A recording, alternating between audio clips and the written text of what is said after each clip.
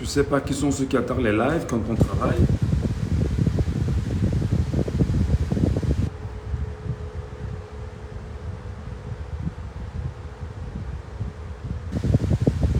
Je sais pas comment les gens attardent les lives quand on travaille.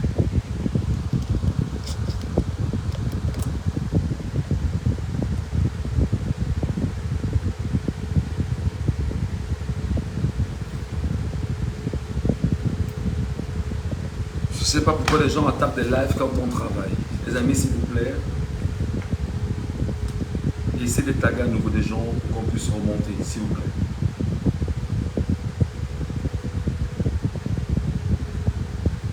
Essayez de taguer à nouveau tous ceux que vous avez tagués afin que nous remontions sur les 150 personnes qui étaient là en train de nous suivre. Lisa J, mon TikTok également a été attaqué. Donc je ne parviens pas à faire les lives sur TikTok pendant que nous y sommes. Mon TikTok a été attaqué et puis je ne parviens pas à l'ouvrir. Je ne sais pas ce qui se passe, donc il n'y a que cette éventualité que je tiens sous la main avec vous, ici et maintenant. Mon TikTok est bloqué depuis tout à l'heure, je ne sais pas ce qui se passe. Je ne sais pas ceux qui sont derrière. Voilà. Je vous en prie les amis, on va relancer le live s'il vous plaît. Tapotez le live, touchez tous ceux qui tout à l'heure vous avez touché. Vous faites encore le même exercice. Est-ce qu'on ne peut pas faire autrement? On doit absolument travailler et on doit absolument interpeller les uns les autres. Je vous en prie.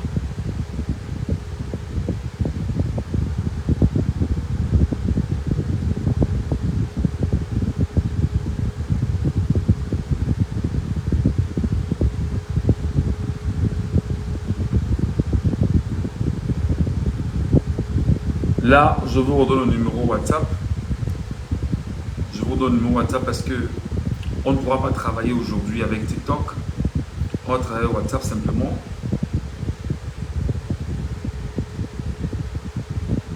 Voilà.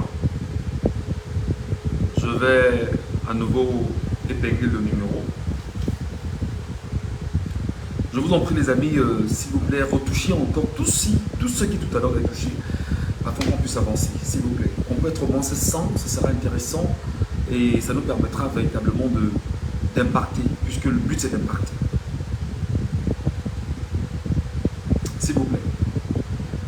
On se donne encore peut-être 2 minutes. 2 minutes, le temps de tapoter, le temps de toucher les gens, toucher tout le monde, toucher tout le monde. Toutes les personnes tout à l'heure que vous aviez taguées, taguez-les à nouveau et vous les invitez à nous retrouver dans ce live qui pour moi est très important. Et on ne devrait pas traverser là-dessus comme ça sans nous dire certaines choses vis-à-vis de l'avenir du Cameroun. Bon, étant donné qu'on n'a pas trop de temps, on va bien faire les choses et on va vite faire. Mais pendant que je suis en train d'expliquer, toucher des gens, tapoter, interpeller des gens afin qu'ils nous retrouvent et qu'on puisse avancer convenablement. Avant que le live ne se coupe tout à l'heure, avant que les gens ne coupent le live parce qu'ils nous attaquent et ils attaquent tout ce que nous faisons, j'étais en train d'expliquer ceci. L'armée camerounaise a hérité de la France une attitude condescendante vis-à-vis des populations. C'est la violence, c'est l'oppression et c'est la barbarie. Je ne vais pas ici, puisque ce n'est pas une provocation, dire des choses qui ne sont pas vérifiées. Il est clair, effectivement, que lorsqu'on regarde le comportement de nos forces de défense et de sécurité, autant dans des commissariats, autant dans des brigades, autant au niveau du secrétariat d'État à la Défense, autant parmi ceux qui tiennent le renseignement à la DGRE, autant parmi ceux qui sont également au niveau de la sécurité militaire, on comprend que le seul langage que ces compatriotes tiennent en main, c'est le langage de la violence. Parce que pour eux, pour exister, il faut être violent. Pour pouvoir s'affirmer, c'est par la violence. Pour pouvoir démontrer sa superpuissance, c'est par la violence. Si on n'est pas violent, on ne peut pas s'en sortir. Si on n'est pas violent, on ne peut pas faire peur à l'autre. Si on n'est pas violent, on ne peut pas démontrer qu'on tient le pouvoir. Et justement, ces éléments sont...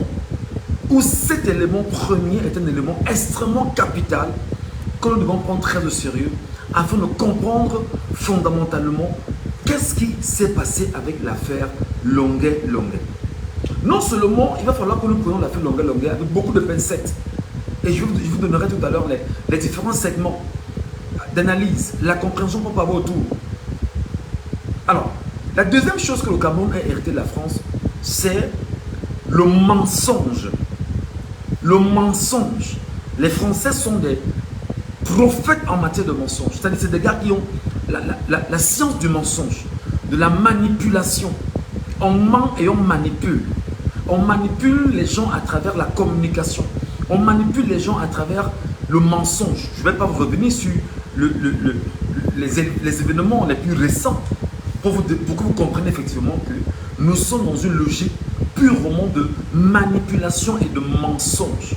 Mensonge parce qu'aujourd'hui, les compatriotes camerounais peuvent continuer à faire le bilan de 42 ans de M. Paul Barthélémy Biabi-Ngondo pendant que nous y sommes. Et le bilan est clair, c'est qu'il y a eu beaucoup de mensonges dans les promesses qui ont été faites aux Camerounais et qui n'ont jamais jusqu'ici été respectées. Alors, ce ne sont que des logiques de mensonges. Et la troisième chose que le Cameroun a hérité de la France, c'est le vol. Quand je dis vol ici, je voudrais bien sûr faire le lien avec la corruption. Les amis, partagez le live, je vous en prie. Soit on monte 200, soit on met 1000 si possible. Ne le gardez pas à votre niveau, je vous en prie, s'il vous plaît. Essayez de toucher les gens. Toucher les gens, tapoter l'écran, sécuriser le live, afin qu'on ne vienne pas nous couper à nouveau comme on l'a fait tout à l'heure.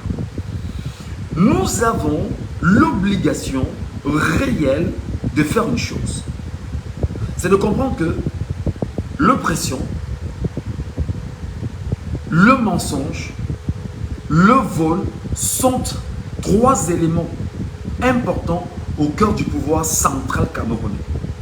Ce qui est évident aujourd'hui et qui d'ailleurs saute aux yeux de tout le monde, c'est que le gouvernement camerounais ou les différents gouvernements de M. Paul Biya ont été des gouvernements de voleurs, de kleptomanes, de mythomanes, tout ce qu'on peut imaginer d'être des gouvernements. Et je ne vais pas revenir ici sur un discours qui avait été laissé par les putschistes au lendemain du coup d'État du 6 avril 1984. Ce qu'ils avaient élaboré avec le comportement de ceux qui sont arrivés à la bande à Biya. Je reprends les propos de ce putschiste-là, le colonel Salé.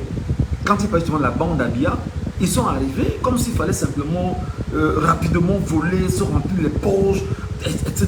Voilà. C'est exactement ce qu'on a eu pendant 42 ans. Et le dit n'est pas un mensonge parce que ce sont des faits. Les faits sont là. Et quand je parle des faits, je voudrais bien sûr que ceux qui me regardent aujourd'hui, qui sont soit des forces de défense et de sécurité, et qui attendent de voir où je vais glisser, je vais me rappeler que en termes de vol, aujourd'hui, en attendant que le procès de Polycarpe Abba arrive où il doit arriver, tout le monde sait exactement ce que Polycarpe Abba a subi. En attendant que le procès de Ondondon arrive, qui était le tout-puissant directeur du FECOM, on sait exactement pourquoi est-ce que la main a été placée sur Ondondon. Je ne prends que cet exemple. Là, je ne vais pas revenir sur les exemples de tout un gouvernement au Cameroun qui se retrouve en prison. Pourquoi? Parce que l'ADN du renouveau était l'ADN du vol, était l'ADN du mensonge, l'ADN de la manipulation, l'ADN de la violence. Je voudrais encore, ce soir, interpeller, quand je parle d'ADN, les compatriotes sur ce qui s'est passé en 2020 avec les compatriotes camerounais qui avaient choisi délibérément de marcher et de revendiquer la paix dans le Nozo, de revendiquer effectivement qu'on puisse réviser le code électoral et qu'on leur fasse un compte rendu sur ce qui s'est passé avec la CAN, l'existence de la CAN. Qu'est-ce que le Cameroun a fait? Qu'est-ce que le régime de M. Biya a fait? C'était envoyer les policiers, les militaires, bastonner, les policiers beaucoup plus, bastonner des gens dans les carrefours, les arrêter, les conduire et les arrestations au faciès, faut-il le rappeler. D'ailleurs, eux-mêmes, ils ont témoigné aujourd'hui pour ces compatriotes camerounais qui sont retrouvés dans ces géoles-là. Ils témoignent qu'on leur a demandé « Qu'est-ce que tu fais dans les choses de ?» Donc, on était dans les arrestations au faciès. Et vous comprenez effectivement que le renouveau n'a rien apporté au Cameroun si ce n'est la division, si ce n'est le vol à outrance, si ce n'est le mensonge, si ce n'est l'oppression. Et sur ce qui s'est passé aujourd'hui avec Longuet Longuet. Longuet Longuet, hier, nous a fait savoir qu'en 2019, il avait été arrêté par des hommes et qui l'ont conduit à la CEMIL. Je reprends ces mots. Je reprends ces mots. Ces hommes, dit-il, l'ont conduit à la CEMIL, c'est-à-dire la sécurité militaire. Longuet Longuet, pour les images qui sont les plus effroyables, les plus abominables, les plus abjectes qui puissent exister, a été sauvagement molesté, bastonné. Pourquoi? Parce que Longuet Longuet a des opinions. Vous comprenez fondamentalement que sous le règne de M. Paul Barthélémy Biabi Mbondo, malgré la révision de la Constitution de 2008, qui stipule encore au préambule que nul ne peut être inquiété en raison de ses opinions, que même respecter la Constitution, puisqu'il est le garant du respect de la Constitution, sous M. Paul Biya, la Constitution n'est pas respectée. Je veux qu'on parle et puis on analyse simplement. Ce n'est pas une accusation. Je fais des approches et je place le problème au cœur. Le préambule de la Constitution stipule que nul ne peut être inquiété en raison de ses opinions, en raison de son appartenance à des partis politiques. Tout est consigné dans la Constitution camerounaise. Mais seulement lui-même qui est le garant de la Constitution, sous son magistère, cette Constitution n'est pas respectée. Comment vous pouvez expliquer qu'un homme, qu'un père, qu'un artiste camerounais, qu'une vedette de la musique, qu'un leader d'opinion, qu'un citoyen soit enlevé par des hommes non identifiés, conduit dans un bureau, entre autres, bastonné à la maquette, tabassé copieusement, et pendant qu'on le fait, des gens sont en train de fumer. N'est-ce pas le règne de la terreur? N'est-ce pas le règne de la... Ce n'est pas de l'enfer que les gens ont ramené ici? N'est-ce pas le règne? Je cherche le mot parce que je ne parviens pas à définir et à comprendre exactement ce qui s'est passé. Longuet Longuet a déclaré en 2019, au lendemain des élections de 2018, que le vainqueur des élections a été le professeur Maurice Kamto du mouvement pour la renaissance du Cameroun. Voilà l'origine des problèmes de Longuet Longuet. Et il dit que si vous voulez réorganiser les élections dans tout le Cameroun, bureau de vote par bureau de vote, vous ne gagnerez pas ces élections. C'est son opinion. C'est son point de vue. Et le préambule de la Constitution martèle et répète et insiste sur la liberté d'expression, encadrée certes par la loi, mais il y a une liberté d'expression, une liberté d'association, une liberté de religion. La Constitution, allez lire, préambule de la Constitution. Comment se fait-il que Longuet Longuet soit inquiété pour ses opinions, bastonné pour ses opinions? Comment se fait-il que le mec n'a pas été dans l'outrage? Parce que je vais vous rappeler que l'article 154 du Code pénal fait évocation effectivement sur des éléments d'outrage, de diffamation. Si vous outragez et vous diffamez quelqu'un sans en avoir les preuves, on vous juge au pénal. Il ne l'a pas fait. Il n'était pas dans cette configuration. Mais seulement pour lui démontrer que nous avons le pouvoir et nous ne respectons pas la loi qui a été établie. Parce que nous sommes dans le règne de la terreur, alors nous allons faire ta fête. Voilà comment Longuet Longuet a été happé plus tard. Il a été sauvagement tapé. Les images sont là. Et ce que nous avons vécu aujourd'hui a été outrageant pour l'ensemble des Camerounais. C'est une psychose incroyable pour tous les Camerounais parce que nul n'accepte en l'état actuel que l'on se comporte comme ça dans un pays qu'on appelle le Cameroun en 2024. Donc vous comprenez fondamentalement, chers compatriotes, que vous n'êtes pas avec des êtres humains. Vous êtes avec des animaux. Vous êtes avec des gens qui n'ont Dieu que pour leur pouvoir, leur argent, leur position, leurs intérêts et non l'intérêt de la majorité des Camerounais. C'est pourquoi effectivement, des journalistes comme nous qui prenons l'occasion d'en parler dans les médias sociaux, à tout moment on peut être inquiété. À tout moment on peut être inquiété. Mais seulement il faudrait qu'avant de vous inquiéter, que l'on puisse chercher effectivement la petite bête pour vous inquiéter en vous disant vous êtes probablement outragé. Parce qu'il n'y a aucun autre élément que l'outrage qui peut mettre en place si ce n'est justement venir peut-être rentrer dans votre maison comme c'est le cas et tenter de vous prendre par la force et pour pouvoir vous démontrer que même si vous dénoncez, ils ont le pouvoir. Donc, je le dis et je le répète ce soir. Ce que le Cameroun a été la France, c'est la sauvagerie.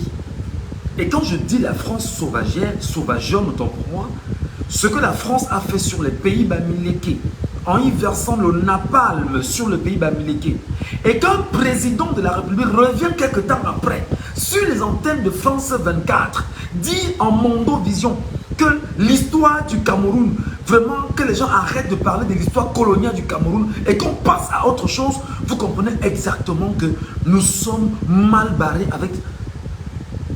Je n'ai même pas envie d'évoquer son nom. C'est une abomination incroyable. Donc, le Cameroun, et quand vous comprenez des gens parler comme ça, vous comprenez que le maître esclave qui reçoit des ordres du colon ne peut avoir qu'un tel narratif, ne peut avoir qu'une telle façon de dire des choses. Vous dites que oubliez votre passé colonial, concentrez-vous sur votre avenir avec ceux qui vous donnent la chance de pouvoir le faire. Mais non, l'histoire coloniale du Cameroun est une histoire jalonnée de violence. Quand la France de Mesmer a choisi de verser le napalm sur les pays bamileke en vue de mettre hors d'état de nuire tout Camerounais qui était dissident et qui ne voulait pas entendre parler de la France, c'était le concours d'Amadou Babatoura à Idjo. Mesmer était là. Tous étaient présents et ils savent exactement de quoi c'était question. Et cet homme a eu l'occasion de former un autre pion qui est là et qui a été bien moulé dans le truc et qui est là. Et qui continue justement les mêmes manœuvres france-africaines. Donc nous sommes dans une logique aujourd'hui, dans cette analyse que nous faisons, nous sommes dans une logique aujourd'hui où la France continue d'exercer son pouvoir colonialiste sur le Cameroun par le canal, effectivement, des suppôts qu'ils ont décidé de mettre à la tête du Cameroun. Je vous rappelle que pour être ministre au Cameroun, mais vous prenez des engagements avec l'Élysée. D'ailleurs, il y a eu un document qui a fuité récemment, où on a eu une écriture féminine qui allait mettre un nom sur, voilà, M. Samba, etc. Pour que vous compreniez exactement que rien ne se fait au Cameroun si ce n'est la volonté de l'Élysée. Alors nous, peuple camerounais, nous, jeunesse camerounaise d'aujourd'hui, notre volonté, c'est de marcher inéluctablement vers notre indépendance, inéluctablement vers notre souveraineté. Et je sais que ce combat est un combat qui a été mené pendant des années par nos pères. Malheureusement, 64 ans après, on a été lobotomisé, on a été zombifié, on a été décérébré, on nous a enlevé le cerveau, on a sucé le cerveau comme on dit sur au Cameroun et on nous a mis un autre logiciel mental dans nos cerveaux qui nous pousse non seulement à vouloir faire comme le blanc, penser comme le blanc, marcher comme le blanc, manger comme le blanc, nous déraciner de ce que nous avons de plus cher et nous imposer une logique qui vient d'ailleurs. Et il y a donc des suppôts, des valets, des marionnettes qui sont là autour de M. Paul Biya et qui ont pour mission justement de mener à bien cette logique. C'est ça leur projet, les projets. Aujourd'hui, ce qui s'est passé à Longueuil, j'ai dit, on ne peut pas se taire. On ne peut pas se taire parce que ce qui s'est passé est trop grave. Ils sont nombreux les compatriotes camerounais, peut-être qu'ils sortent de là, ils ne parlent pas. Ce qu'ils subissent comme sévices dans ces milieux, vous n'avez pas idée. Je vais tenter tout à l'heure d'appeler Serge Nana Branco en direct. Je vais l'appeler et il va répondre. Et il va nous raconter ce qu'il a subi au secrétariat d'État à la Défense, en abrégé le CED à Yaoundé. Arrêté effectivement par des hommes sont tenus. Conduit au secrétariat d'État à la Défense, Serge Nana Branco a subi des sévices incroyables au point où il nous raconte lorsqu'il est sorti de là, il a fait des mois sans que son zizi ne se lève, sans qu'il ne retrouve sa virilité. Tellement la torture avait atteint un autre niveau. Je ne vais pas revenir citer ici les cas de Ramon Kota pour ce que nous avions vu avec Ramon Kota ces derniers temps. Et nous nous demandons, est-ce que nous sommes dans une république normale? Est-ce que nous sommes dans un pays sérieux? Est-ce que nous sommes dans un pays où on dit pays des droits de l'homme? Nous respectons les droits de l'homme. D'ailleurs, le Cameroun, avec la constitution du Cameroun, le Cameroun a ratifié des accords qui font justement de la constitution, on va dire, une loi en dessous des accords internationaux relatifs, des accords relatifs justement aux libertés, des droits des humains et tout ce qui passe avec. C'est très important qu'on en parle ce soir. Est-ce que justement Longueuil nous a permis de mettre le pied dans la fourmilière ce soir afin de déclencher, on va dire, un processus d'éducation auprès des Camerounais en leur disant non seulement il faudrait que la presse camerounaise, les journalistes camerounais prennent la peine de se départir des lignes éditoriales édictées et imposées qui les empêchent véritablement de prendre la parole et de dénoncer certains faits. N'est-il pas important, au moment où je suis en train de vous parler, que les patrons de radio du Cameroun et télévision du Cameroun cessent justement de se dire qu'ils ne peuvent exister que parce qu'ils mangent dans la mangeoire, parce qu'ils bénéficient de ce que la mangeoire leur donne, en tuant ce que nous avons de plus cher, notre souveraineté, notre héritage, ce qui est efficace pour chacun d'entre nous. J'ai donc rappelé justement aux uns et aux autres en leur disant, si quelqu'un pense ce soir qu'il a un témoignage vivant à nous faire, j'ai donc laissé le numéro de téléphone que vous voyez épinglé là présentement. Appelez-nous et faites-nous votre témoignage. Dites-nous exactement ce que vous avez subi comme sévice. Dites-nous exactement ce que vous avez su. Et nous, on prendra la peine de relayer ici. On prendra la peine de vous écouter. On prendra la peine. Général Serge Nana Branco, est-ce qu'il est avec nous? Tu nous écoutes? Tu nous écoutes? Oui, oui, bonsoir. Bonsoir. Je vais être certain également que ceux qui sont sur Facebook avec nous t'écoutent bonnement. Est-ce que vous écoutez M. Nana Branco? Est-ce que le son il est bon pour vous là? Est-ce que les gens qui sont ici peuvent écouter ça? Nana Branco, est-ce que vous l'avez suivi? Monsieur Nana Branco, bonsoir. Bonsoir Michel Ngatou, bonsoir mon frère, bonsoir le Cameroun. Voilà. Bonsoir l'Afrique. Je voudrais avant toute chose, Monsieur Nana Branco, insister sur l'image de cette journée, celle que tout le monde a regardée, atroce, affreuse, hideuse, d'une vedette camerounaise en la personne de Monsieur Longueuil, qui a eu la chance d'exhumer un document vidéo et de le rendre public pour démontrer comment il a été extrêmement violenté par des compatriotes camerounais qui plus est sont des hommes contenus. Comment vous avez vécu cela, M. Nana Branco? En 2024, c'est la deuxième mauvaise journée que j'ai vue. La première journée était la journée de l'arrestation, la journée où j'ai vu les vidéos de Ramon Kota, où on voulait l'estrader au Cameroun. La deuxième journée, c'est la journée d'aujourd'hui. Je suis, sans le vouloir, c'est le coup du destin, je suis très sensible à la torture.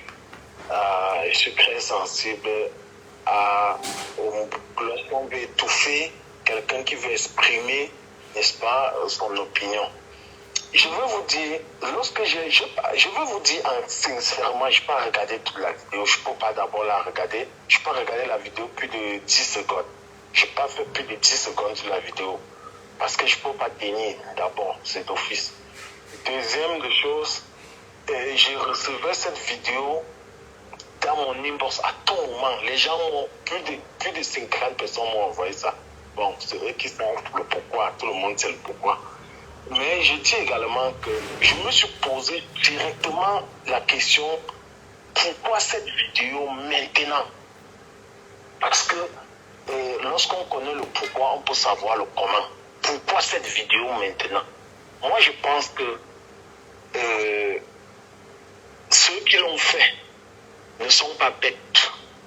Moi, je le dis encore, ceux qui l'ont fait ne sont pas bêtes. On va rentrer dans cette analyse tout à l'heure parce que nous aussi, nous avons une lecture tout à fait particulière sur le pourquoi un tel vidéogramme peut se retrouver sur la place publique maintenant. Et nous allons faire le lien, non seulement avec Florence Ayafor, et nous allons refaire le lien avec tout ce que j'ai eu à dire ici pendant quelques jours. Allez-y, nous vous écoutons, Serge Nanga Blanco. Je continue le pourquoi où je ne sais pas, parce que tu m'as interrompu. Je voulais me questionner sur le pourquoi de la vidéo. Oui, quand je me suis posé la question du pourquoi, je me suis dit c'est un message fort qu'on envoie. C'est un message très fort qu'on envoie aux gens. Oui. Et je le dis toujours, lorsque vous empruntez le chemin du changement, sachez que vous aurez face à vous l'oppression. C'est automatique. Si vous empruntez le chemin du changement et que vous n'avez pas face à vous l'oppression, j'ai dit dans ce pays, sachez que vous n'êtes pas sur la voie du changement. Parce que vous vous rappelez, vous m'avez, je vous ai appelé l'autre fois toujours dans un live pour qu'on parle un peu de Ramon Kota. Le lendemain, j'ai reçu des appels, j'ai reçu des menaces. C'est comme ça qu'on procède. Lorsque vous commencez à parler, on vous surveille. Bon, nous tous, nous sommes surveillés. Et c'est vrai qu'il y a ceux qui sont surveillés que les autres. On commence à vous surveiller, plus on commence à vous intimider, on commence à vous menacer. Mais je voudrais dire que ce que Longue a subi, lorsque vous observez les 10 secondes que moi j'ai pu observer, parce que je dis encore, je le redis encore sincèrement, je n'ai pas regardé la vidéo jusqu'à la fin. Mais je constate que ceux qui le font avec une telle aisance. Ils sont très à l'aise. C'est-à-dire, c'est une routine chez eux. Et regardez bien comment est-ce que Longue est. On essaye de le mettre nu. On le met nu parce qu'il n'est presque pas habillé. Vous n'avez pas me dit que ce qu'il a subi là, c'est les vêtements. Mais, non seulement on l'a bloqué avec la chaise, on a posé les pieds, et les ranges, les chaussures, on l'a piétiné. Ça veut dire qu'il pouvait même sortir de là avec une fracture. Quand vous observez cela et que vous voyez comment Longue dans une vidéo a pleuré devant Jenny Gento, disant que donnez-moi une seconde chance, vous comprenez que cet enfant, permettez l'expression, je dis enfant parce que c'est l'enfant du Cameroun, c'est l'enfant de notre Afrique. Cet enfant a été touché, cet enfant a été traumatisé. Je regardais encore la vidéo là aujourd'hui avec Jenny Gento. Je me suis dit, mais comment Jenny Gento a pu accepter qu'on fasse cela à ce monsieur au point de faire une vidéo pour le ridiculiser encore? Parce qu'on vous traumatise, mais on vous ridiculise encore. Et dans une chaîne de télévision, Longue avait dit, Longue a pleuré lorsqu'on l'avait interviewé, je crois que c'est dimanche avec vous. l'ancienne maison où vous étiez. Oui. Et il a pleuré. Les gens, on avait pris ça comme si c'était de la blague. C'était quelque chose de bien. Les gens parlaient. Je veux vivre de ce, je veux voir mes enfants grandir. C'est devenu même un slogan. Mais on n'a pas compris ce que ce monsieur avait subi. Et je vous ai dit ici que s'il faut même que Ramon Kota réunisse sa propre mère pour rester en vie, il faut qu'il le fasse. Je vous l'avais dit. Et la sortie de Longa, les vidéos, on comprend donc le pourquoi. On peut même conclure que des prestations que Longa aurait faites dans certains domiciles où on a mis l'échappe de certains partis politiques, c'était toujours dans le sens de montrer, c'était toujours ce chromatisme où on l'appelle, on lui dit tu vas partir là-bas et il part. Et pour torturer. Maintenant, si vous voulez savoir comment est-ce qu'il torture là-bas, vraiment, je vous dis encore, et je te l'ai dit en off, il m'est très difficile et je pense que je mourrais sans raconter tout ça. Le live est attaqué sur Facebook. Vraiment, les amis, aidez-nous à bien faire le travail. Parce que si vous êtes 173 en train de nous regarder, 173 personnes nous regardent et vous ne tapotez pas pour sécuriser le live est attaqué. Je vous en prie. Allez-y, Serge Nabranco, nous vous écoutons. J'étais en train de dire que ces gens, ce qu'ils vous font, c'est avec une aisance. Et la meilleure façon de parler des autres, c'est de parler de soi d'abord. Alors, justement, parler de soi, c'est très important que l'on revienne, Monsieur Nana Branco. Racontez-nous justement votre aventure. Vous êtes arrêté, vous êtes aussi arrêté par les FDS et conduit au secrétaire d'État à la Défense. On a en quelle année déjà, si ça ne vous dérange pas de revenir sur la date exacte afin qu'on puisse mieux comprendre ce qui s'est passé. C'était le 22 juin 2019. Il devait être autour de 22-23 heures. Oui. On m'a d'abord, j'entendais seulement les voix. Hein. Ils m'ont dit, amenez-le au CT. Bon, je ne sais pas si c'est compagnie territoriale, je ne sais pas trop. Ils m'ont amené au CT, où on m'a un peu d'abord chauffé là-bas. Après, un colonel est venu. Il a dit, excusez-moi, il a dit, ramenez-le au 7. Lorsque j'arrive au 7, nous sommes deux, parce qu'on me prend et on prend un autre, on les appelle communément les bandits, un prisonnier de Kondengé qui est là pour ses problèmes, qui n'avait pas de problème politique, oui. Et on dit, il est déjà là. Et comme l'enfant de Banganté, sa bouche est toujours en train de sortir, il demande que, donc on m'attendait même. C'est comme ça qu'on dit oui, on t'attendait. On nous a mis de côté là, après ce gars. Après, on nous a un peu séparés. Il y a eu un monsieur qui est arrivé en tenue. J'espère que tu me suis très bien. Parfaitement, parfaitement. Je t'écoute très bien. Je sais parce que si voilà. Ceux qui nous regardent t'entendent très bien. Est-ce que le son il est bon pour vous aussi, s'il vous plaît? Rassurez-nous. Hein? Rassurez-nous que le son il est bon, s'il vous plaît. Il est donc arrivé, pendant qu'il nous rassure, je continue, il s'est échangé, parce qu'il s'est échangé, il a mis les rangers, il a mis le camouflé, il a mis un démembré, un donjon, on appelle ça généralement le donjon. Oui, il s'est un peu échauffé et il a commencé le travail. Oui. Et lorsqu'il commence le travail, je me souviens à l'époque, il y a une musique de Fali Ipupa qui venait de sortir, ça doit être Canne à sucre. C'était cette musique qui était en fond sonore en fait. Oui. Donc, lorsque je dis que ces gens fonctionnent avec une aisance, ils se sentent que c'est ça leur travail. Ils sont là pour ça. Oui. On vous torture avec une musique en fond sonore. Vous imaginez? Ça veut dire que ils ont atteint un niveau et l'objectif, ce n'est pas de toucher la chair. Je dis toujours ça aux gens. Parce que si c'était la chair, Longa, au bout d'un mois, il va guérir. Mais l'objectif, c'est de toucher vos consciences, vos psychismes, pour que cela vous marque toute une vie. Toute une vie. Michel Mathieu, je vais vous dire une chose. Il est difficile pour quelqu'un qui est allé au stade de faire une semaine sans faire les cauchemars. devient très difficile. C'est même impossible. Oui, tout torture, c'est difficile. Alors, non seulement tu es arrivé, il s'est échauffé. Et qu'est-ce qui s'est passé par la suite, Serge Nana Banco? Lorsqu'il arrive, il s'échauffe. Oh, je suis nu parce qu'on m'a pris en Kondengui. J'étais en short avec le haut sur moi. Je dormais déjà. On m'a kidnappé et on m'a mis nu. Quand je dis nu, c'était comme Adam et Ève. C'était pas nu avec un petit short. Non, je n'avais rien sur moi. Je n'avais rien sur moi. C'est comme ça qu'il commence à me torturer. Gonfle le ventre. Je gonfle le ventre et court. Quand je parle d'un monsieur, on avait la même taille, hein? Sauf que son bras était comme ma cuisse. Vraiment, il faut permettez-moi de vous le dire.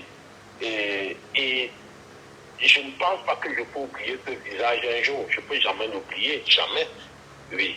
Même si je suis en train de mourir, je veux me rappeler de ce monsieur.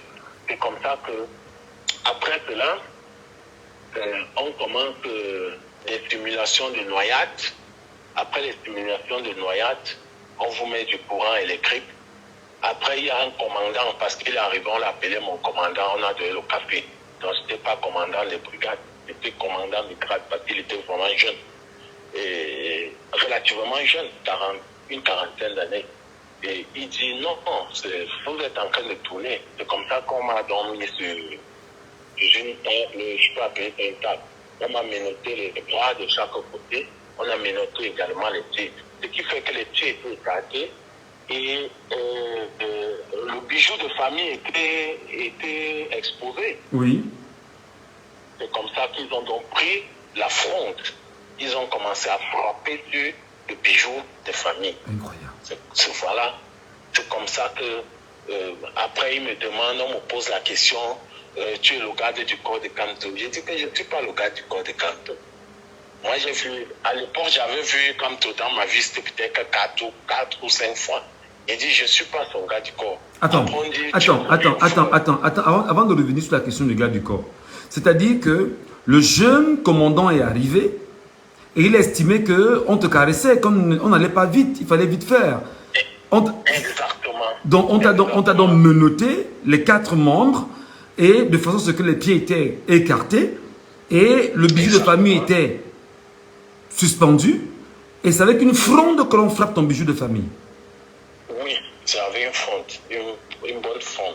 On a donc frappé le bijou de famille et c'est comme ça qu'il le fait et après il me dit on va te taper jusqu'à ce que tu vas t'évanouir. Et si tu ne t'évanouis pas, je vais prononcer ces mots, hein, vous allez me permettre. Allez-y. Oui. Et si tu ne t'évanouis pas, on va te baiser. Et si mon pénis ne se lève pas, je vais mettre du bâton dans ton anus. Ça, ce sont ces mots, mot à mot. C'est ce qu'il m'a dit. J'avais fait seulement parce que à l'instant là, tu comprends que on est en train d'aller sur une autre phase. Attends. Vraiment, on va aller crescendo parce que ce que tu es en train de nous raconter est effroyable. Un homme comme toi, peut-être plus baraqué que toi parce qu'il est en train de te faire vivre des sévices corporels incroyables, te rappelle que si son pénis ne se lève pas, tant pis pour toi, sur toi. Ah oui. Il va utiliser le bâton. Parce que c'est comme ça qu'à un moment, on a continué à me frapper. Je saignais parce qu'on me frappait. Ils ont des courants, ils font ça. Ils touchent, je ne sais pas s'ils font au sol, ils font comment. Ça fait des étincelles là, ils placent ça sur toi, un truc comme ça. Ça te fait des décharges électriques, ça te fait des décharges électriques. À un moment, j'ai juste aperçu le vice-président Mamadou Mota passer. Parce que quand le vice-président Mamadou Mota est passé, quand il est venu, il y a eu un peu comme une crispation, donc les gars ont pris peur, quoi. Oui, ils ont un peu pris peur. c'est là que les gars m'ont laissé. Je me suis presque évanoui, je suis tombé en syncope. Je me réveille quand une autre vague est venue. On a amené d'autres prisonniers. Et quand on amène d'autres prisonniers, il y a toujours un haut gradé qui dit Nana là est où? J'ai dit j'ai encore fait quoi? C'est comme ça qu'il a envoyé certains éléments là. Ils sont entrés sur moi, comme on peut dire. Et j'ai reçu donc je ne sais pas si c'était la macaque ou c'était le bas des larmes, mais je pense que c'est parce qu'ils avaient des armes.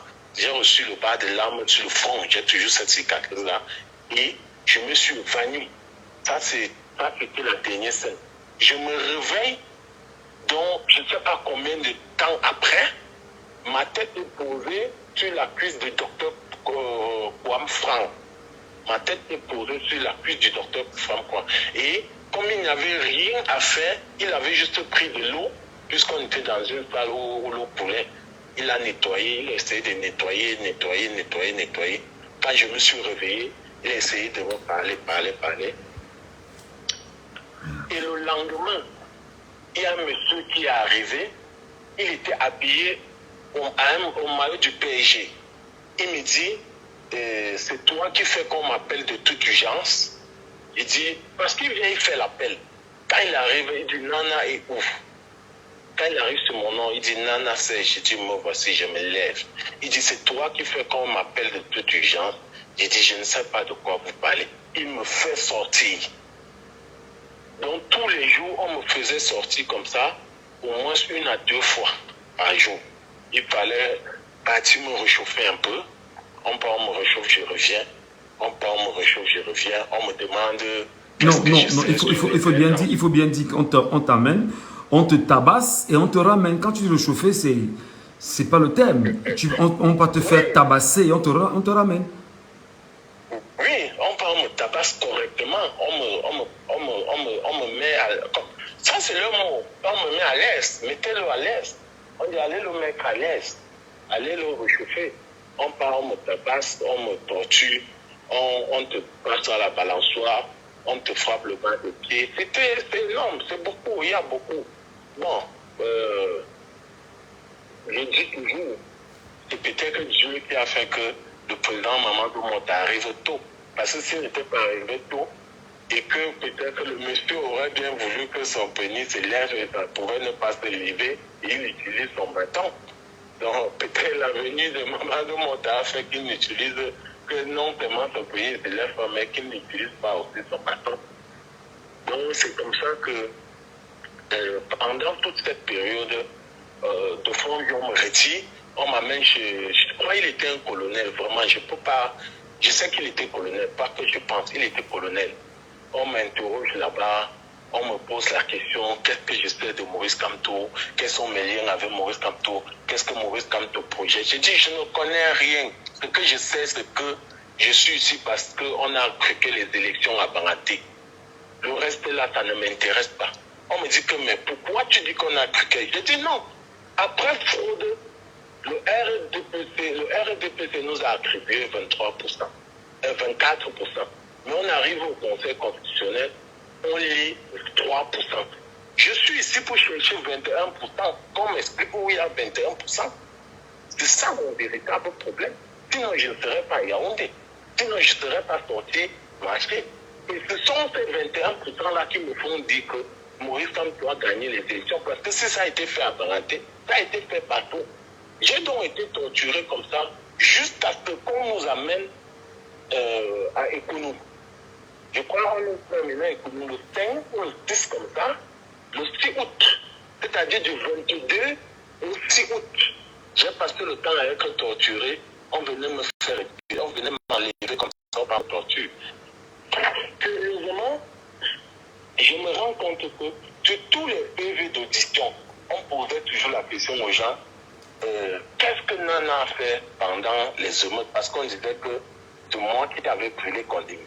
Parce qu'il ne faut pas qu'on dise que tu es allé au CED sans savoir ce qu'on me reprochait. Tu m'entends? Oui, parce qu'on dit que j'ai brûlé Kondimi. Oui. Mais je pose encore la question, que quand j'arrive à Kondengue, il y avait des mineurs.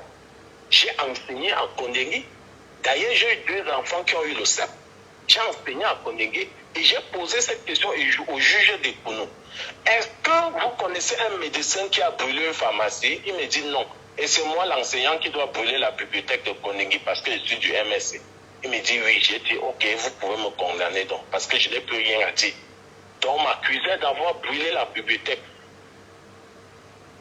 Comment un enseignant, quelqu'un qui a enseigné les enfants gratuitement, si je vous dis comment j'ai fait pour que les enfants là acceptent de venir au cours, il fallait que j'achète le lait. Chacun vient avec sa boîte de l'eau chaude. On leur sert du lait, on leur donne les beignets, le temps de manger et on fait les poux. C'était comme ça que je les attirais. Il fallait les faire manger parce qu'ils n'avaient rien à manger. Quelqu'un ne doit pas venir à l'école ventre affamé. C'était comme ça. Alors avant de bouger, on va revenir peut-être sur la situation de Kondengue. Vous êtes libéré dans quelles conditions? Comment s'est passée votre libération? Je suis libéré en fou. Parce qu'après le 7, on m'a arrêté à Branté. Il faut que les gens sachent.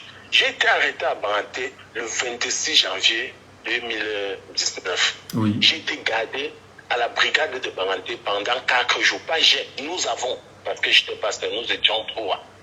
Nous avons été gardés à la brigade. Après la brigade, nous avons été déportés à la PJ de Bafoussam. De la PJ de Bafoussam, on a fait peut-être 5 jours. Ils sont venus nous chercher une nuit autour de minuit 23h. Ils étaient tous cagoulés. La voiture était fermée. On nous a mis dans la voiture. On nous a menés quelque part. Je constate qu'on est sur la route de Yaoundé quand on arrive sur le pont des Beta. Oui. Quand on arrive sur le pont des Beta, il y a ces petits cassis là qui oui. Comme les petits dodanes, quoi. Comme les petits dodanes. Oui. J'ai dit donc direction Yaoundé. Le gars me dit, mais tu dois être un gars très santé, hein. Et je lui dis, mais comment tu crois que c'est un petit villageois que tu es venu ramasser au village? Il rit. Après, il dit que les gens qui ont brûlé l'ambassade sont en train d'arriver à Yaoundé. J'ai dit, ok, c'est comme ça qu'on nous amène. On nous jette à la PJ d'Elikesono, à la DPJ. À l'époque, je crois que c'était Mamadou, c'était Ngomna qui était là-bas, je crois. Oui, c'était. Alors, on nous laisse à la DPJ. On a fait quelques jours à la DPJ. Et c'est de la DPJ qu'on nous transfère, on nous amène au tribunal militaire. Et du tribunal militaire, on nous amène en Kondengue. C'est de Kondengue qu'on vient me kidnapper pour m'amener au stade, où je passe 15 jours au sous-sol du sous-sol, c'est-à-dire R-2. Parce qu'il faut que les gens sachent, c'est pas R+2, c'est R-2, le sous-sol du sous-sol. Et après cela, on nous a amenés en fou. Et tout le monde connaît les atrocités que nous avons subies en fou. Où j'ai fait 14 jours dans une cellule sans me laver. 14 jours dans une cellule. Parce que quand les gens, de fois, vous jugent, les gens jugent le combat. Quelqu'un peut se placer et dire longueur. Permettez-moi que je m'exprime un peu. Quand les gens veulent juger longueur, je vous dis encore, face à la mort, parce que vous ne pouvez pas arriver chez ces gens. Ils ont des noms qu'ils appellent là, le Pentagone, le laboratoire, le QG. C'est comme ça qu'ils appellent la salle de torture, hein, le Pentagone, le laboratoire. C'est comme ça qu'ils appellent la salle de torture. Vous ne pouvez pas arriver là-bas. Il faut, je dis bien, même régner que votre nom c'est Nana, vous allez refuser. Parce qu'il faut sortir de là vivant. Parce que ces gens sont dans un système de déshumanisation nul autre pareil. Et je dis toujours, c'est des professionnels dans la torture. J'ai l'impression qu'ils sont recrutés, formés pour torturer. Parce qu'il y avait certains qui ne le faisaient pas. Hein. Il y a certains qui ne le faisaient pas. Il y a un autre qui m'a carrément dit, les choses là, je ne suis pas sur ça. Il a même poulé les lames. J'ai dit au CED, hein. Oui. Oui, j'ai dit au CED, oui. Il a poulé les lames. Il a dit les choses là, je ne suis pas sur ça. Moi, ça ne me concerne pas. Je ne veux pas donner sa tribu parce qu'on a toujours tendance au Cameroun à vouloir étiqueter les gens. Il a dit ces choses, je ne suis pas sur ça. J'ai dit bon, pour moi quoi. Mais il y avait un monsieur là-bas, on l'appelait Tournouriste. Son nom. On cède, hein? Oui, on l'appelait tournevis. Lorsqu'il venait, il marche, il frappe la Rangers l'une contre l'autre. Donc il marche, il tape, tac, il marche, il fait tac, il marche, il fait tac. Quand il vient, ça veut dire que l'heure a tourné. Il y a des moments où il arrive, il peut verser l'eau dans votre cellule. Il inonde la cellule. Il nous a dit une fois que ici les droits de l'homme n'existent pas. Beaucoup sont passés. Oui. Je me permettais que je le cite. Il a dit, je cite, ici les droits de l'homme n'existent pas. Beaucoup sont passés comme vous et se sont retrouvés à soi. Ils sont dans ce qu'il y a à soi. Il y a un cimetière à soi. Un cimetière. Je ne sais pas. Non, je te dis déjà, il y a un cimetière. Le cimetière de soi est connu de tous les Yaoundéens. Donc c'est normal. Donc s'il vous dit qu'il y en a qui sont passés par là et qui sont retrouvés à soi, soit c'est l'université, soit c'est l'université de Soa, soit c'est le cimetière de Soa. Allez-y, on vous écoute, cher monsieur. Mon frère, est-ce que le CED, c'est le service de la scolarité de l'université? Il faut passer là-bas pour arriver à l'université. C'est pas le service c'est pas la direction. Il vous dit qu'ici, les droits de l'homme n'existent pas. Voilà. Si les droits de l'homme existaient, il ne veut pas nous dire ça. Et nous avons subi des choses et des choses. Je dis des choses et des choses. Parce que les gens, de fois, restent, ils parlent. Une fois, on nous a enlevés en Konengi, nous a menés au GSO. Donc, ça veut dire que l'enfant de membre qu'on est venu kidnapper à Baranté se retrouve en train de faire la PJ de l'Ikesono, se retrouve en train de faire le GSO, se retrouve en train de faire le STED, se retrouve en train de faire un Konengi, se retrouve en train de faire la prison d'un fou. Tout simplement parce que, en tant que responsable de parti politique dans sa commune, il a constaté qu'il y avait une fraude électorale. Il a déposé une déclaration de manifestation, une déclaration de manifestation, et il allait manifester. On l'a arrêté. Vraiment le Cameroun, de celui qui dit que je veux qu'on retienne de moi celui qui a apporté la démocratie et la prospérité. Voilà ce Cameroun-là. Voilà ce Cameroun. Et je dis ici, l'impact, ça vous traumatise à vie. Michel, je le dis bien et je le dis encore, ça traumatise à vie. C'est à vie. Vous allez vivre avec ça toute votre vie. Vous pouvez demander à longueur en offre. Comment est-ce que ça se passe? Même en Konengi, quand les gars de la crise anglophone, ils te disent que certains sont devenus un peu comme cinglés. Certains sont devenus cinglés à cause des traumatismes qu'ils ont subis. Je vous dis une chose, j'ai rencontré au CED une femme qu'on a arrêtée, son enfant avait 2 mois. Quand j'arrive au CED, l'enfant a 10 mois.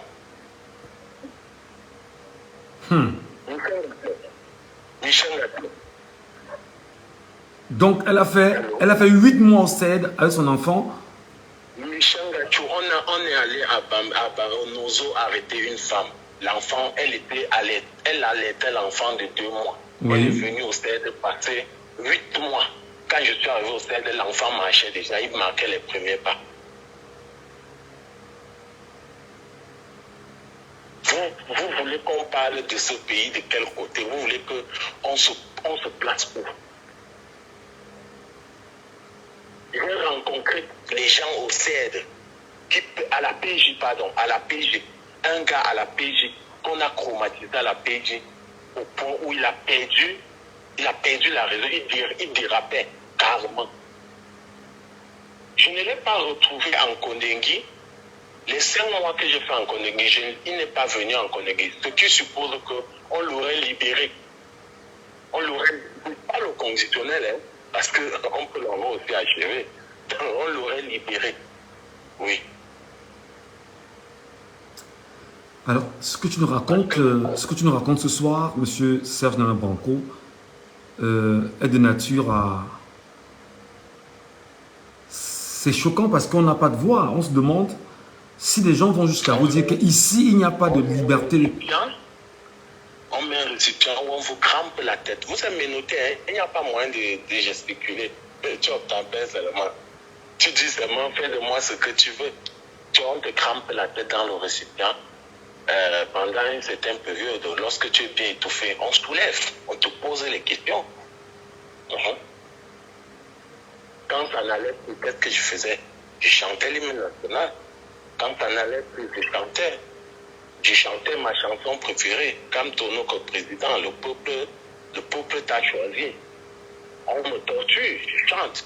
Mais je dis toujours, à ce moment-là, il faut sortir de son corps.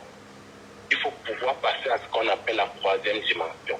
Il faut sortir de son corps parce que je dis encore et je répète, si j'étais resté le Chanel, je serais mort au fait. Je serais mort au fait.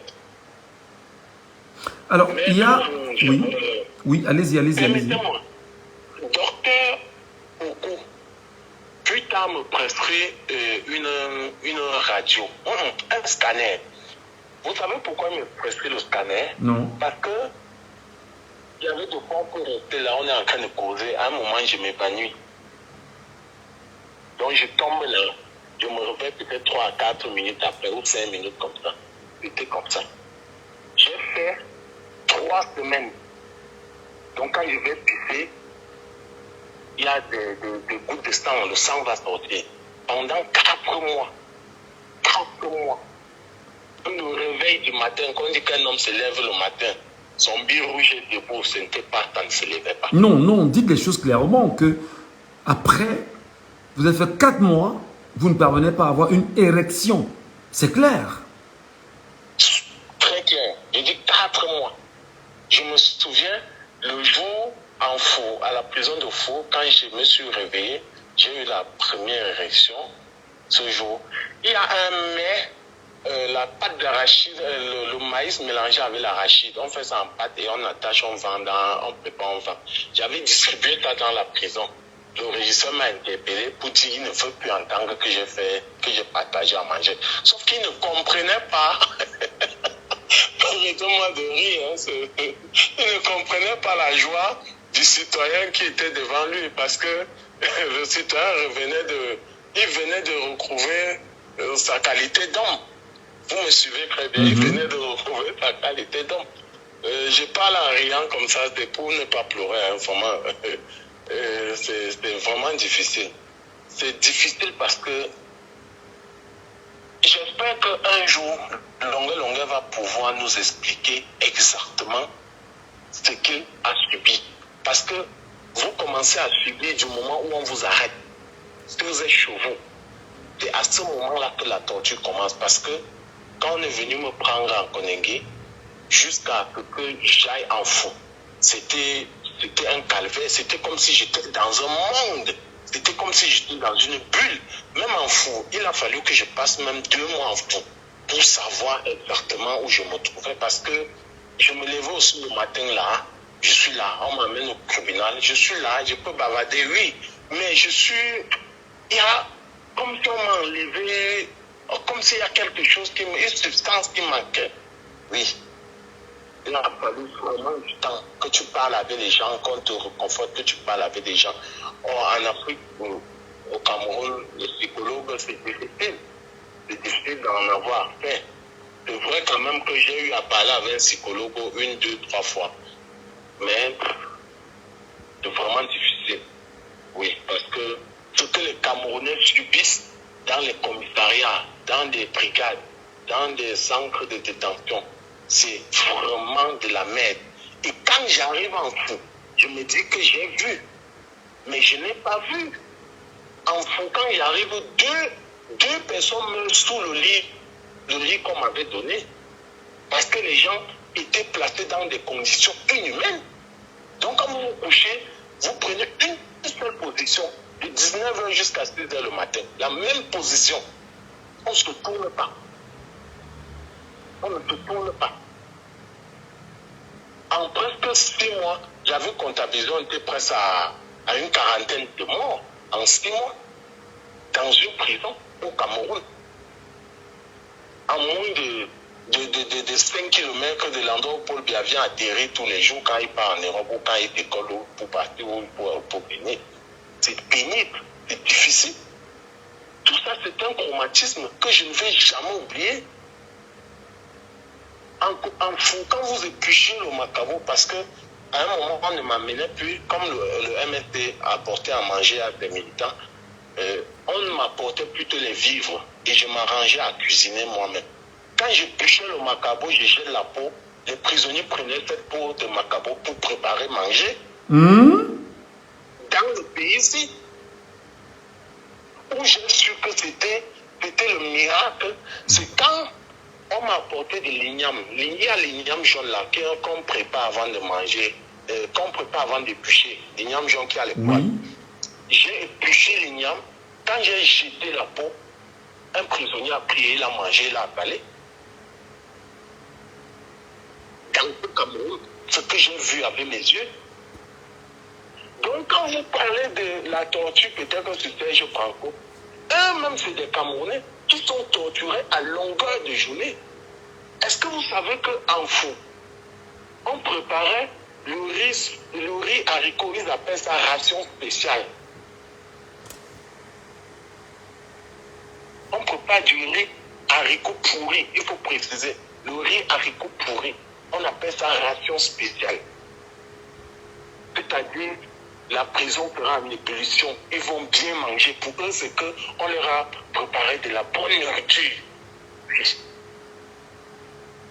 Parce qu'ils pouvaient faire carrément 6 mois sans manger autre chose que le couscous.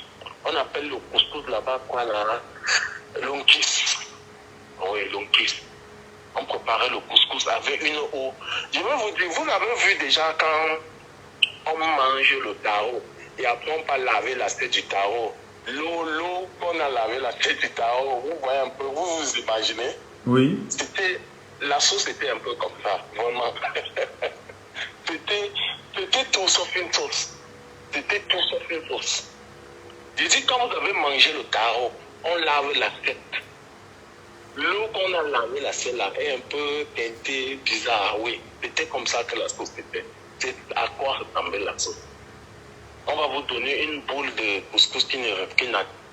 Vraiment, je veux pas vous mentir.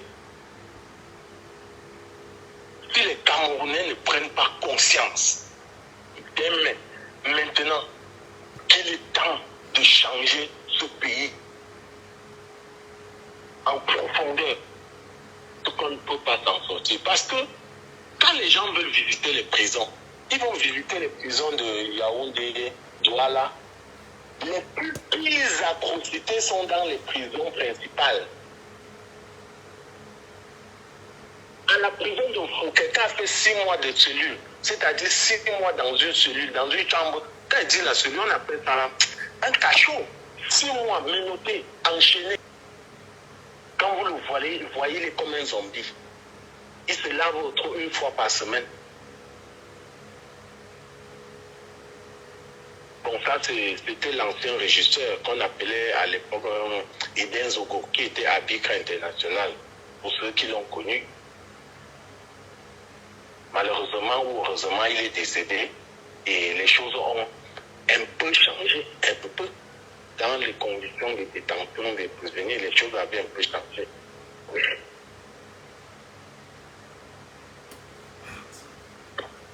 Ça. Michel, on est au Cameroun. Et les gens se plaisent à faire du mal à leurs frères. Et le soir, quand ils rentrent, ils embrassent les enfants. Ils demandent, papa, la journée était comment? Il dit, la journée était bien, j'ai bien travaillé. Papa, ton travail aujourd'hui, c'était quoi? J'ai torturé un Camerounais qui a dit que Maurice Kamto avait gagné les élections. Est-ce que Maurice Kamto n'avait pas gagné les élections? Maurice Kamto a gagné les élections. Jusqu'au jour de ma mort, je vais toujours le dire, Maurice Kamto a gagné les élections. Il n'y a aucune statistique au monde qui donne 101%. Il ne faut pas qu'on nous prenne pour des idiots. Je mourrais avec ça. C'est comme 1 + 1 = 2. Je ne discute avec personne. Maintenant, c'est que la suite, c'est quoi? Quand on vous torture comme ça, c'est pour que vous preniez peur. Mais dans un contexte comme le nôtre, il faut savoir que il y a des plumes qu'on va laisser. On ne peut pas mener ce combat sans laisser les plumes. Les plumes, c'est quoi? c'est que tu peux rentrer d'une réunion politique, on crée je ne sais pas comment on peut appeler ça, une tentative d'assassinat, on t'appelle, on dit que c'est un accident. Comme aujourd'hui, je suis personne à mobilité réduite parce que j'ai été victime de ce que j'appelle entre guillemets un accident. Et un an après, qu'on me relate les vrais faits de ce jeudi. Parce que ce jeudi, on m'attendait sur une route, je suis passé sur une autre. Quelqu'un me dit que tu me passais sur la route où je passais souvent, ce que c'était fini pour moi. Il lui dit qu'heureusement qu'il y a quelqu'un au-dessus de nous tous. Vous arrivez dans un endroit pour vous soigner, vous vous rendez compte que votre vie est menacée. On vient vous dire, quelqu'un vient vous chuchoter que si on veut vous injecter, n'acceptez pas. Si on veut même vous mettre une perfusion, n'acceptez pas. Vous comprenez que vous êtes véritablement en danger. Parce que des gens peuvent deux fois se mettre à juger Longuet, que Longuet a fait ceci, il a fait cela. Longuet aujourd'hui, là, s'il reçoit un coup de fil du CEMIL, je vous parie que s'il avait concert le soir, il va annuler le concert parce qu'il sera traumatisé. Ceux qui l'ont torturé là, s'il entend la voix de l'un d'eux, tu lui dis que donne-moi ton nom, il va oublier son nom parce qu'il sera ce qu'on appelle frappe sur Kaboul. Il va perdre la tête. Les gens pensent que c'est facile, ce n'est pas facile. Combien de fois quand tu te fermes dans un commissariat du quartier à côté là, tu commences à pleurer, combien de fois on t'amène à des milliers de kilomètres.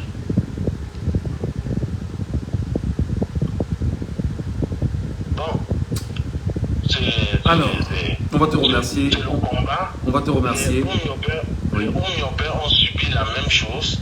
Et je dis toujours, j'ai la chance d'avoir été formé comme enseignant, instituteur, même si j'ai exercé et que je n'ai pas été intégré. Et je prends dans mon combat et je m'identifie à Ernest Wangi. Moi, Nana, je m'identifie à Ernest Wangi. Et certains m'ont posé la question, quelqu'un m'avait posé la question au 7. Je ne lui ai pas répondu, mais je vais répondre maintenant que les gens comprennent. Le chef Bango qui est mort à l'étranger, Kamayou, c'est l'oncle à ma mère. Donc, il y a le sang de ce que les gens appellent communément le maquisard. C'est nous. Donc, le combat, quand on commence, il faut qu'on achève. Si les Wangi ont commencé et qu'ils n'ont pas fini, il faut que nous finissons ce combat pour ne pas léguer cela en héritage à nos enfants. Parce que nos enfants ne doivent pas subir ce que nous sommes en train de subir. Nos enfants ne doivent pas aller dans un hôpital avec une fracture et c'est un viscéraliste qui t'opère. Michel Gadjo, c'est ce que Nana Sey a subi. Tu pars dans un hôpital, tu as une fracture, c'est un viscéraliste qui t'opère. Demain, tu te demandes, mais est-ce qu'il est chromatologue? On te dit non. Voilà le Cameroun, où chacun fait le genre, où es-tu? C'est comme ça. Merci beaucoup. À partir de 2000, je ne peux pas faire mon témoignage sans porter ma casquette d'homme politique. Hein. À partir de 2025, à partir du 2 janvier, il faut que les Camerounais s'inscrivent massivement sur les listes électorales. Permettez-moi, Michel, de conclure là, si vous avez une autre question. Que les Camerounais s'inscrivent massivement sur les listes électorales. Parce que ce serait notre dernière chance. Et dis notre dernière chance. Et quand on va dire pour Dieu, on aille tous ensemble. Et c'est ça. J'ai été surpris ces jours-ci. Comment les Camerounais, il y a un monsieur là qu'on appelle c'est Zakwa, Makwasa, ou c'est Zakwa. Les gens se sont, je ne sais pas, je ne connais pas son nom. Les gens ont commencé à parler. Je demande à nos mais qu'est-ce qu'il a fait? On me dit qu'il a porté atteinte à l'honneur et la dignité du Cameroun. On ne vous donne pas la lumière, on ne vous donne pas l'eau, vous n'avez pas les hôpitaux, vous n'avez pas les routes, vous n'avez pas le travail. Vous payez en monnaie de singe. Vous voulez sortir dans la rue, on vous tue, on vous tire sur vous. Et vous dites qu'on a porté une atteinte à votre honneur. L'honneur là, finalement, c'est quoi? C'est venir sur Facebook parler quand on a touché le Cameroun, qui est devenu un continent. Parce que c'est un continent ou un continent, je ne sais pas. Parce que je me pose des questions. Il faut que les Camerounais apprennent à s'indigner. Les Camerounais, la mort ne dit plus rien. Oh, il y a eu 17 morts sur tel endroit, ça ne dit rien aux gens. Il y a une inondation à l'extrême nord, ça ne dit rien. Il y a eu éboulement de terrain, non, c'est rien. Il y a eu ceci, on peut boire, on peut manger, on peut aller dans les églises, on peut parler du Paris Foot, on peut valider. Les Camerounais n'aiment pas le footballeur. Tout ce que vous voyez parler de footballeur, c'est pas qu'ils ont le ticket dans la poche, ils attendent que le ticket valide. Cette jeunesse que vous voyez parler du football, c'est le ticket. Chacun veut. C'est quand ils n'ont plus les moyens, ils ne trouvent plus de moyens pour chercher. Ils ne savent pas qu'il faut se débrouiller. Ils cherchent les raccourcis. Ils sont dans les églises éveillées. On tape la tête. Il n'y a rien contre eux. Non, moi j'en ai, je m'en cache pas. À un moment, il faut prendre conscience, Michel. Il faut prendre conscience.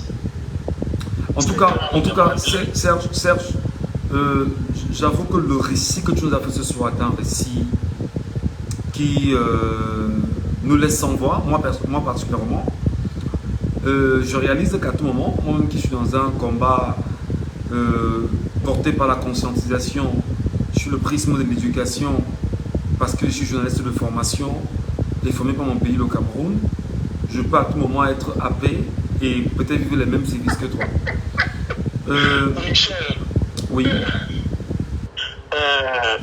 Je t'ai dit, plusieurs fois on a causé, je t'ai dit, il n'est pas temps que je parle de ce que j'ai subi. Parce qu'à un moment, je me suis dit que si je sortais de prison, je disais directement ce que j'ai subi au Camerounais. Ça peut décourager beaucoup. Ça peut décourager beaucoup. Non, en fait, ce que je voulais dire, c'est que l'intention... Permets-moi de conclure. Ah, vas-y. Permets-moi. Oui. Ça peut... Maintenant, aujourd'hui, je pense que 5 ans après, 4 ans après, on peut se parler, on peut dire ce qui s'est passé, on peut donner les noms des gens, on peut dire des choses. Mais vous qui menez le combat que vous menez là, je dis ceci, il est impossible. Michel, si tu me dis que depuis que tu fais des lives, on ne t'a pas encore inquiété au téléphone, même ne serait-ce qu'un appel ou un message pour t'intimider, Michel, que tu mens. Non, si. Ça, on l'a déjà fait. Pas une fois, pas deux fois, pas trois fois, pas quatre fois. Voilà. C'est automatique. Ça veut dire qu'on appelle ça, ils appellent ça l'école mi-bar.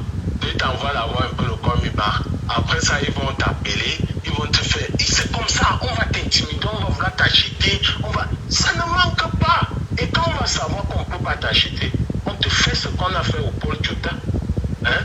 On te fait ce qu'on a fait à Matinée Zogo. On te fait ce qu'on a fait à Ramon Kota. C'est comme ça.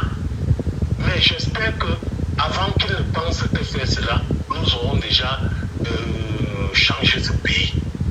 Maman, je ne sais pas s'il y a une autre question. Non, en fait, vraiment, je ne vais pas te retenir longtemps, parce qu'il était important que tu arrives dans ce soir et que tu nous fasses ce récit-là, afin que nous puissions comprendre véritablement ce qui se passe dans ces cellules, parce que personne d'autre qu'un compatriote qui ait vécu les sévices corporels dans ces prisons, dans ces cellules, ne saurait nous narrer cela.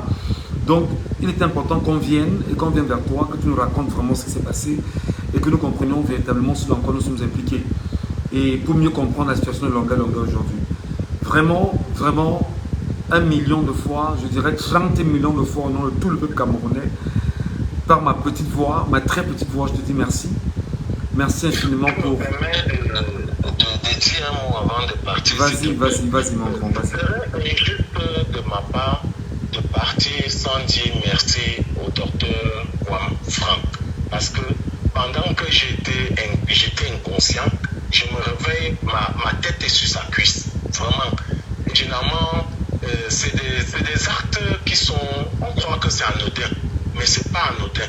C'est un acte fort. Quand quelqu'un, c'est un médecin, c'est un brillant médecin, mais il n'avait rien d'autre pour me soigner en dehors de l'eau qui coulait dans notre cellule. Oui. Et il a pris la peine de le faire. Et je voudrais remercier également le président Mamadou Mota parce que je dis, s'il n'était pas venu rapidement, parce que je dis, quand il est venu, ce n'était pas de son gré, mais il est venu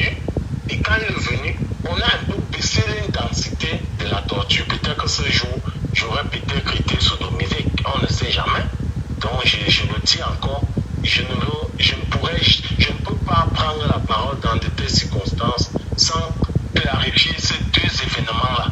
Oui, ces deux événements. Et ça me marque toute ma vie et on en parlera toujours.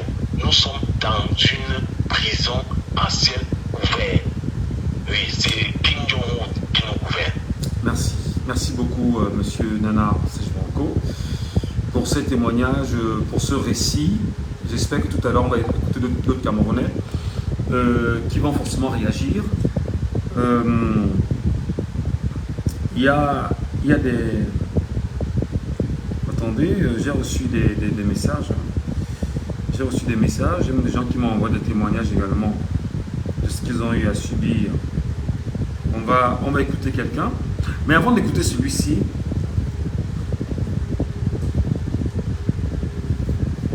oui, Jefferson aussi, c'est une évidence. C'est une évidence que je suis certainement sur la liste des gens qu'il faut appeler, qu'il faut prendre et qu'il faut peut-être faire vivre ces services corporels.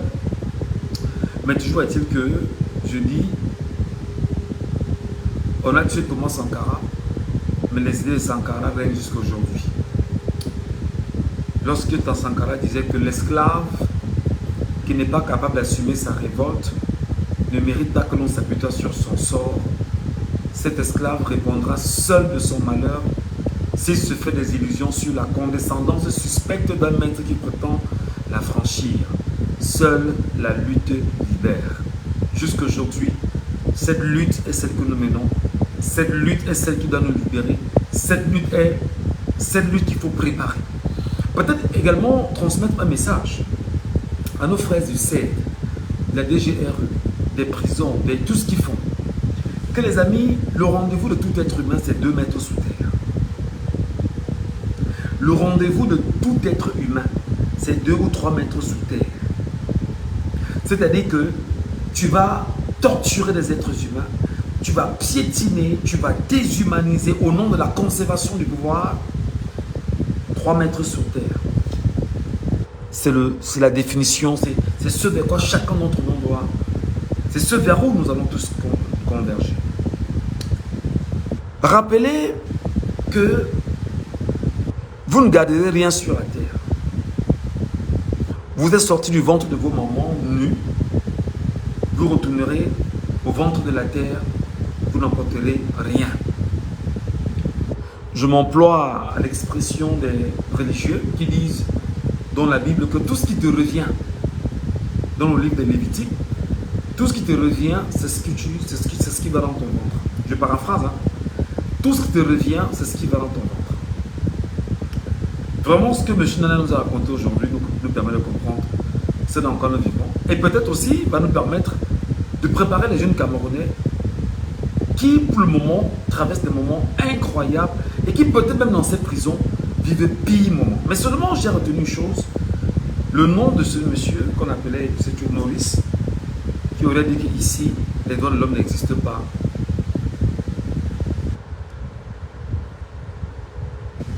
J'ai envie de demander que les sorciers dans les villages servent à quoi?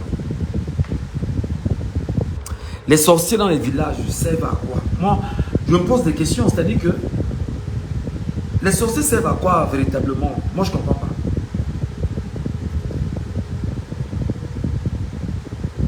Est-ce qu'un homme comme Nana Branco, là, ce qu'il a traversé, c'est normal? Claire Pélagie nous dit, j'ai trop pleuré pour tout à ici. Seigneur, aïe, je remercie le ciel de la voix et titre de ce pays. Tout a mouru ici, avec l'œil comme ça, la tête était comme ça. Tout le monde a vu ça ici. Moi, aujourd'hui, quand je me suis dit, à un moment donné, qu'est-ce qu'on fait? Qu'est-ce qu'on fait? Je me suis engagé en disant que non, il faut qu'on continue à éduquer les Camerounais. Oui, mais non, les menaces, on les a tout le temps, tout le temps. Là, tout à l'heure, quand c'était l'émission, j'avais une voiture qui était garée au bas de l'immeuble avec un chauffeur qui était très suspect. Il était là. Et moi, j'ai braqué les phares de ma voiture sur la sienne pour non seulement identifier son matricule que j'ai filmé et le visage du mec que j'ai retenu. Voilà. Mes frères et sœurs, pensons à nos enfants. Comme Serge Nana Branco l'a dit, si nous continuons à nous apitoyer sur nos sorts sans rien faire, ce sera très mauvais. Je comprends. Je vais vous faire écouter un autre voice. Tendez l'oreille pour ceux qui ont de la chance à écouter. Bonsoir, monsieur Michel. Bonsoir. En fait, j'ai eu la photo de la vidéo de Longuet. Et puis, du coup, ça m'a rappelé à mon père qui a été aussi pris par les gens de la DSP. En fait, nous, on habitait à Coltongo. Et puis, mon père était taximan. Lui, il sortait plutôt du côté des Combi. On a bloqué la route pour que le président passe. Ça avait déjà fait pendant des heures. On a attendu. Il a attendu là-bas. Excuse-moi français. Il a attendu là-bas. Quand le président voulait passer, il ne voulait pas passer. Il a duré. Il a demandé à un gars de la DSP, à GP. Est-ce que tu peux nous laisser passer? Est-ce que je peux passer de l'autre côté? Parce que c'était juste un carrefour, il faut juste traverser la route. Le monsieur a dit oui, on peut passer. Il y avait une jeep de la GP qui était garée de l'autre côté. Ceux-là ont démarré, ils ont bousculé le taxi de mon père. Ils ont sorti mon père dans le taxi. On l'a amené directement, je crois, peut-être c'était Colombo, comme ça, les Colombo, il est passé seulement. Ils sont partis au CED avec lui. Ils ont menacé mon père là-bas pendant peut-être un mois.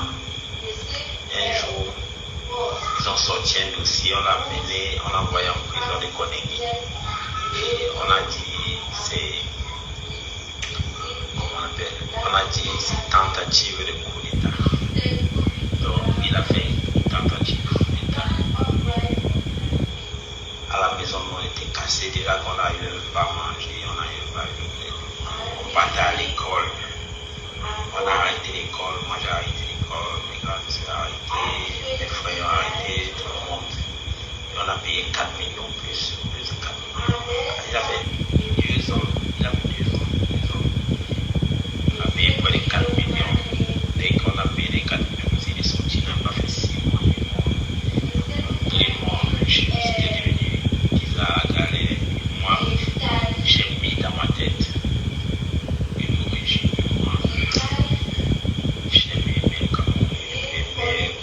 Et ces gens, je n'ai plus aimé. Je suis parti en aventure, il y avait un ami qui m'a amené au Sénégal, au Cap-Vert. Mes autres frères, je n'ai même plus de famille là-bas au pays. Je n'ai plus de famille là-bas au pays. Moi, c'est juste.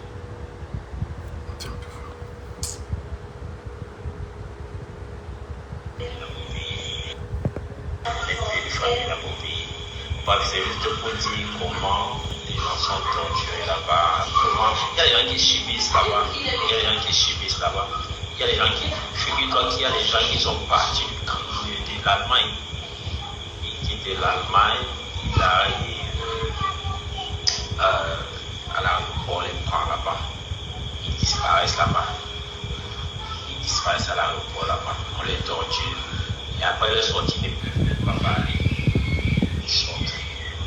Toujours que ce monsieur sera là, tu vas écouter, tu vas voir beaucoup de gens vous parler des choses. I'm sorry, je m'excuse.